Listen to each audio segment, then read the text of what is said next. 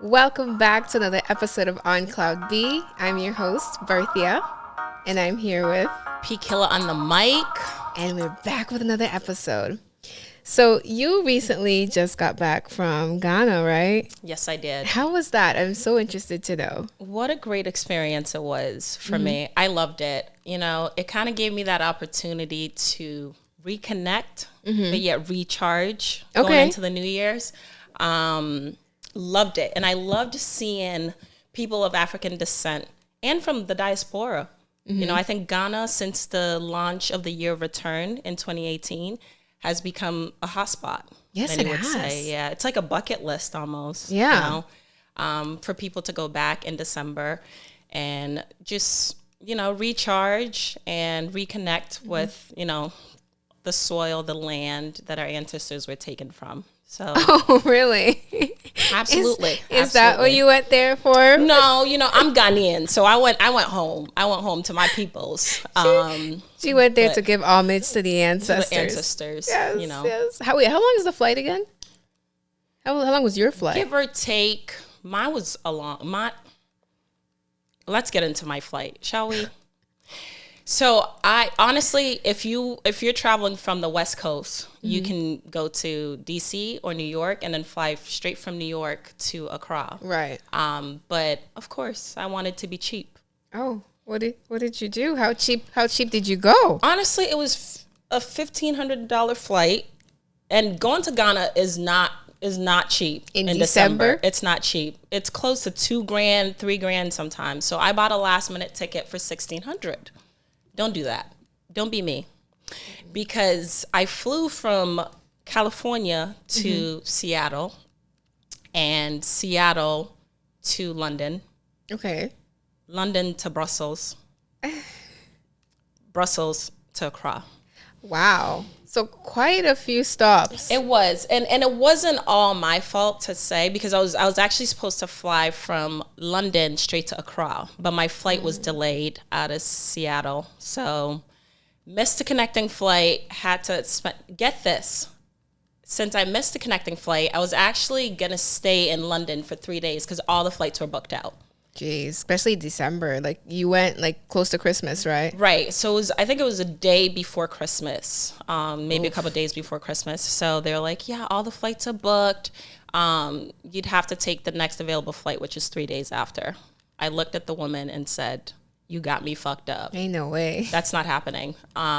So she put me on the earliest flight out of Brussels at like the crack of dawn, and hopped on that flight and made my way to Ghana. So Nice. Yeah. Nice. I don't know what it is about getting like stranded in London, because didn't we get stranded in London on our way to was it We Portugal did. or Puerto Rico?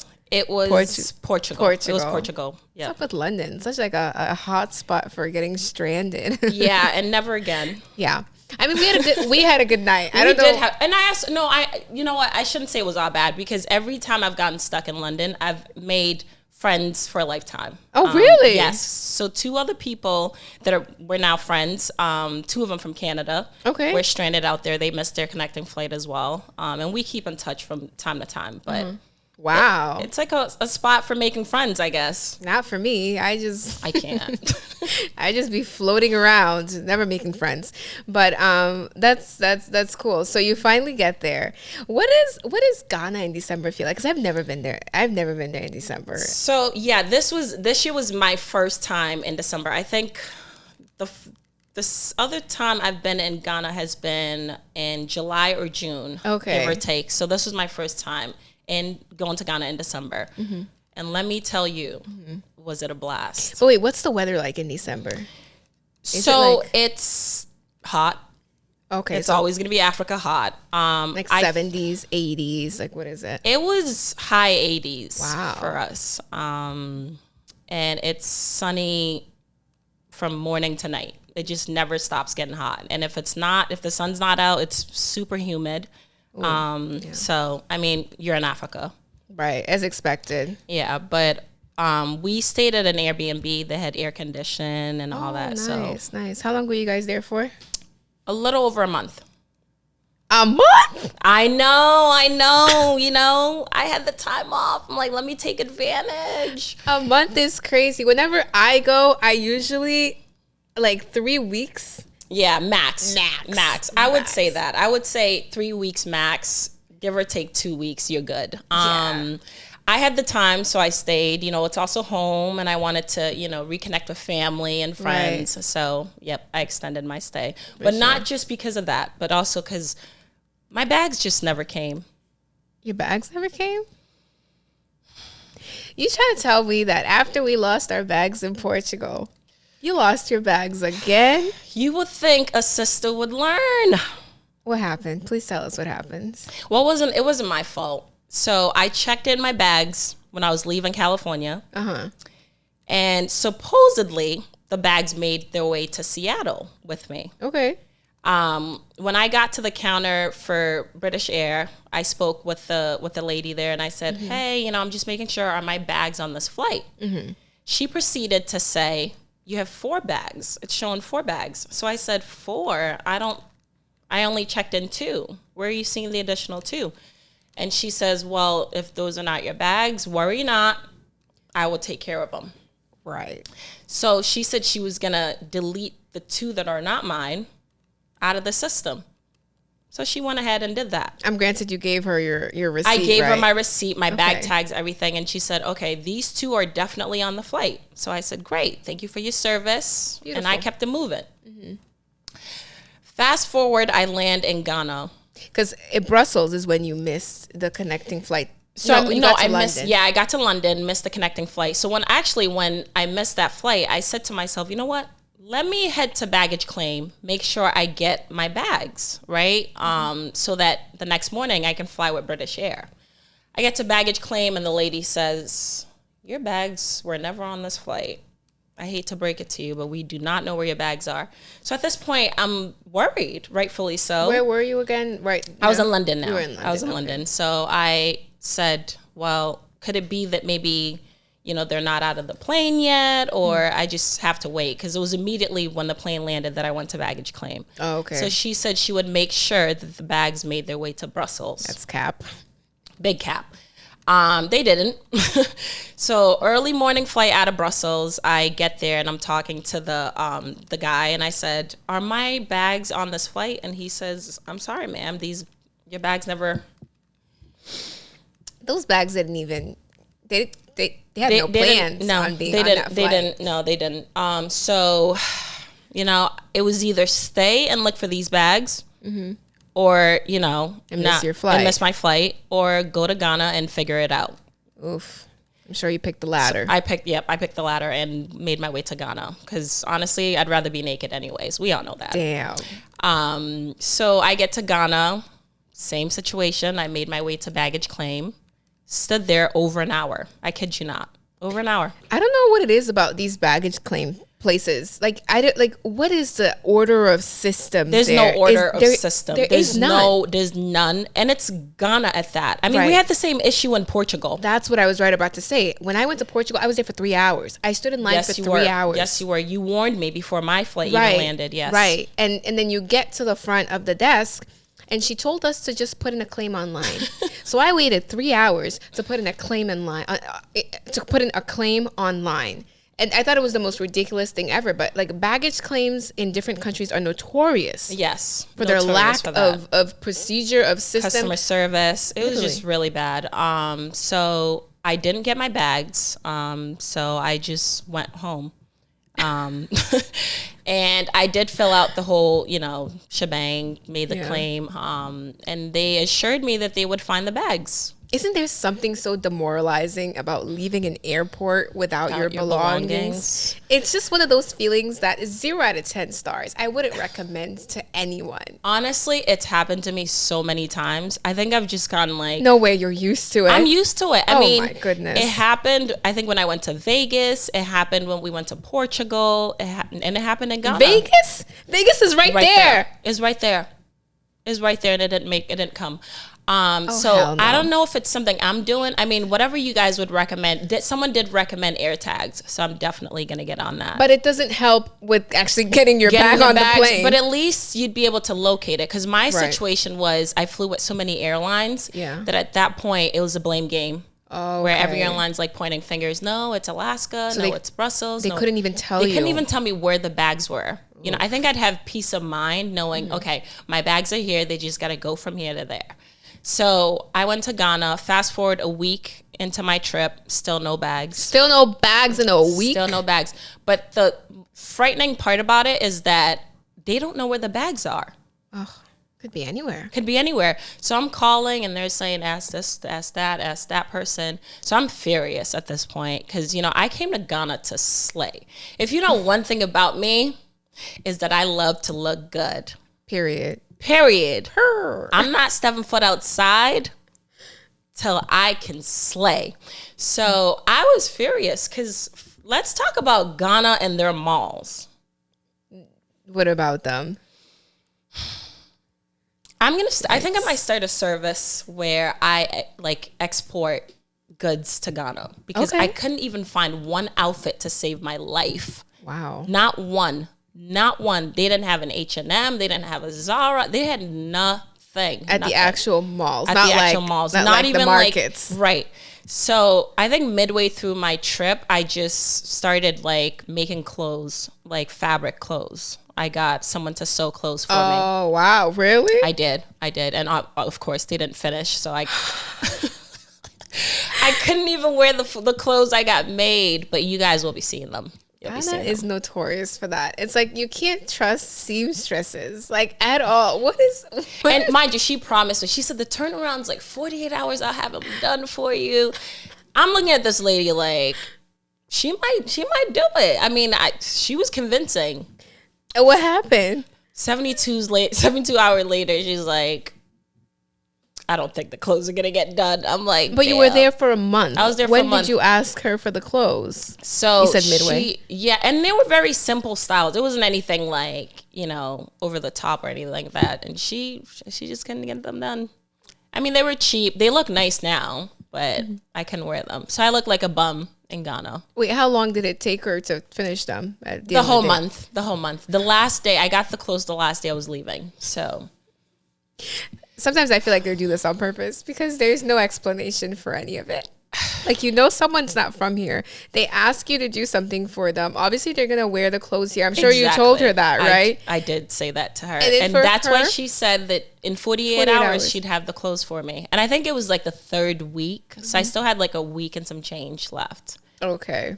Well, she tried, I guess. She didn't try, but she got it done at least. It wasn't like I walked out of Ghana, you know, empty-handed. So I do appreciate the effort. So you had to go to the malls, get new outfits, I'm assuming, but I threw some stuff on, but you know what? People really showed up and showed the fuck out. People look good in Ghana. I mean, Ghana in December, it's like a oh, we're running it back because you know, I need to go back there and look good. I could have found my husband. Oh wow, had 3 kids. Lots of men there. Don't get me started. There were some fine men from all over the diaspora. I mean, everyone looked good, and I'm not over exaggerating. I'm not. And the clubs were. Tell me about the nightlife. What is it like? Because I'm curious. I've been to Ghana multiple times. I've never seen the night scene. I've never clubbed. I've just heard stories. It was definitely one of those where you have to experience it for yourself because there was no sleeping. No sleeping. You would get to the club at like midnight, give or take 1 a.m. and people were just starting to like really party. And it didn't end till 8 a.m. And I think a lot of you will see on social media that was the case. Wow, 8 a.m. 8 a.m. I thought New York was like popping, with the they clubs. had New York beat with the clubs closing at 4 a.m. and stuff. But there's Africa 8 a.m. No, they had New York beat. And you know they had a lot of famous. I got to party with a lot of famous people. Charlamagne the God, I don't like him. Wizkid, okay. Wizkid.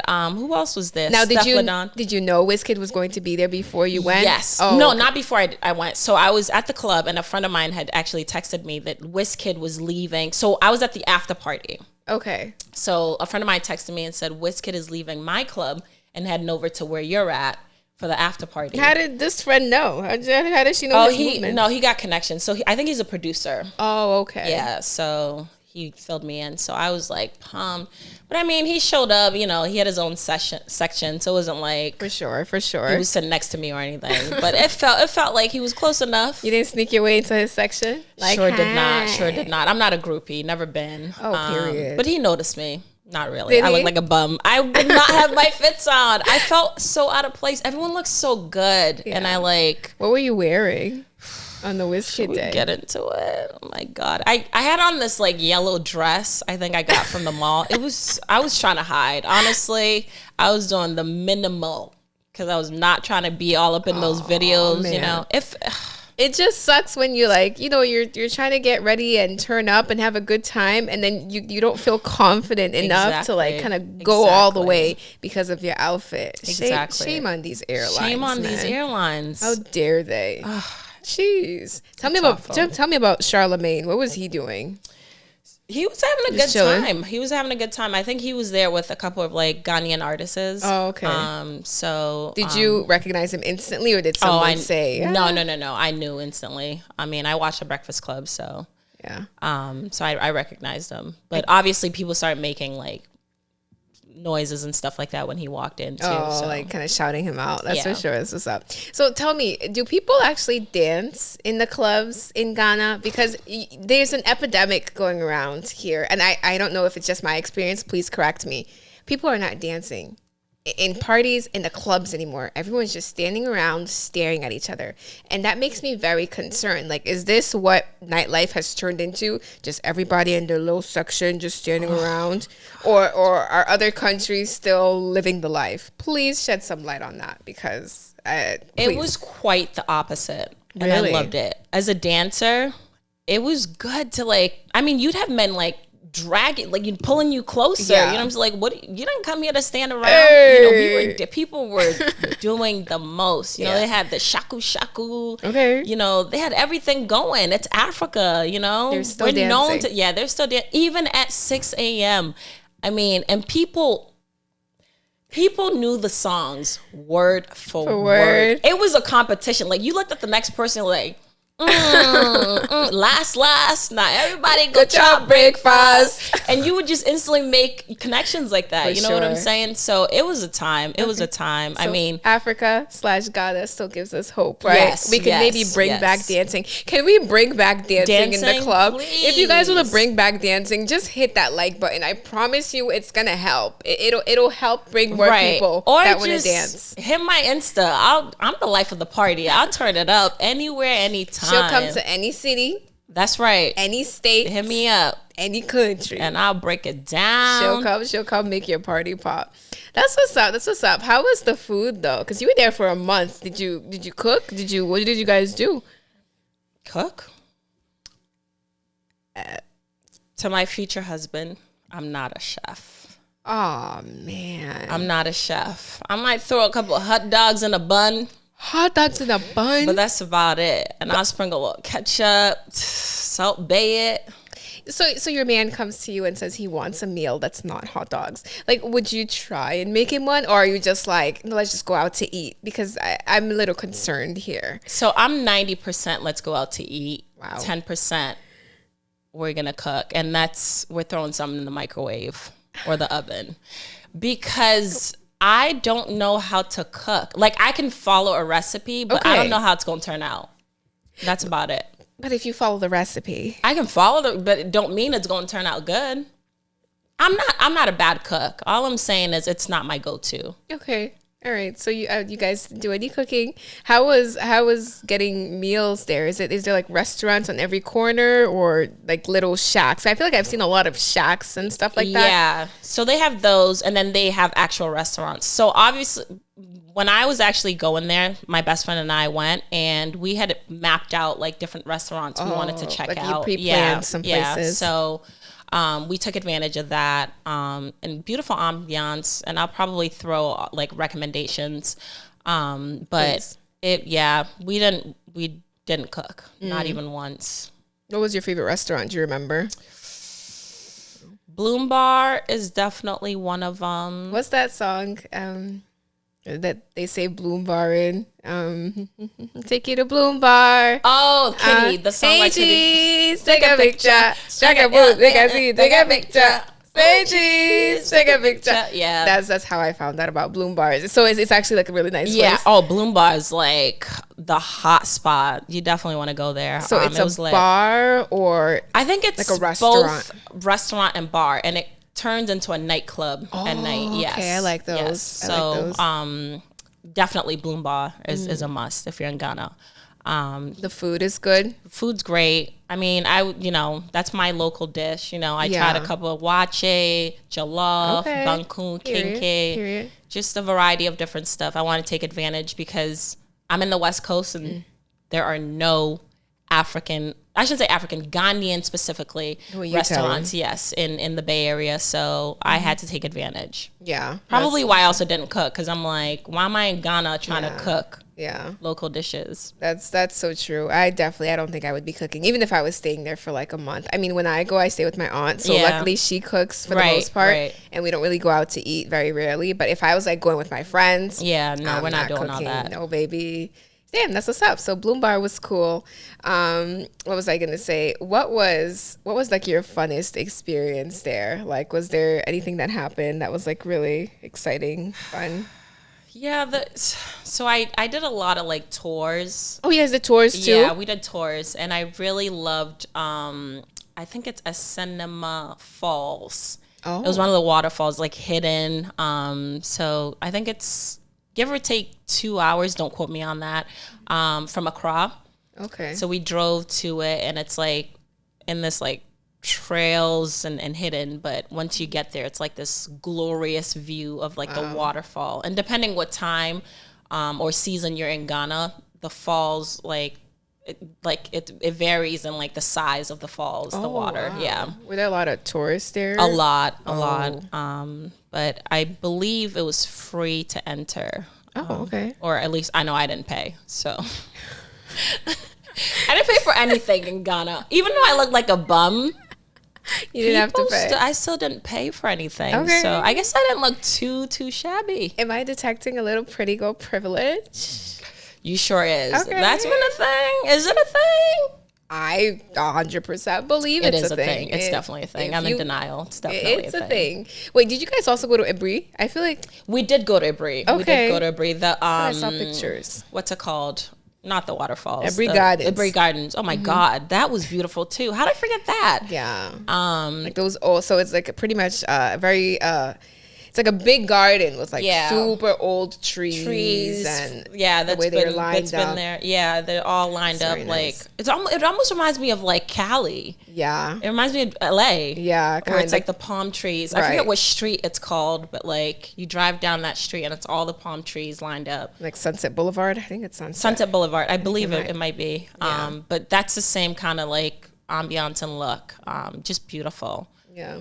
What are some tips that you would give to people who are looking to go there in December? Because actually, I'm trying to go there in December. So Yeah. can you like give us some tips, like things to look out for, like travel wise, or like? Well, first and foremost, you've got to have an open mind going to Africa, not just Ghana, Africa in general. Understand that you are in a third world country, Right. and all the amenities that you are used to in the Western world are not going to be there. Like what? Be it air conditioned, be it service. Like when you go to a restaurant and you get your food like this, that's not the case. Hey, they take their time. They don't serve you right away. What's going on? I didn't know that. You must be foolish thinking you're getting your food in what, 15 minutes? 20. Yeah, no, think twice. No, an hour, 2. An hour? Sometimes 3. Yes, it took us 2 hours, and I'm not gonna mention the restaurant out of respect for them, but it took a while for us to get 2 hours to get your our food. first meal, or did they give you an appetizer? That's if you order it. They're not just, and even that might take, you know what I'm saying? So 2 hours is crazy. Yeah. Maybe they just went down the road to catch the goat and then make the stew. That's probably what happened. Maybe you weren't aware that it was like farm to table. Was it a farm? Probably. Yeah. But yeah, so keep that in mind. But and the people, I mean, the Ghanaian people are just extremely, extremely nice and welcoming. Yeah. Wherever you go. But be respectful of people too when you're there. And yeah. Yeah, I think I'm also gonna have to add, just it's a third world country, like she mentioned. So just be safe. Yes. Keep your belongings close to you. Don't leave your phone around. Yes. Wait, did Meek Mill ever get his phone? He did get his phone. Did? So word on the street was that Shatta Wale is the one that, I don't know if he contacted the thief or what, but he made like a public announcement where he said, please return Meek Mill's phone. And I don't know if, the thief read it somewhere, heard it somewhere, but he did return his phone. Okay. And then he was jailed. And I think he's sentenced to like 15 years in prison. Girl, you're lying. No, I wish I was lying. I'm not. They sentenced that man to 15 years in prison.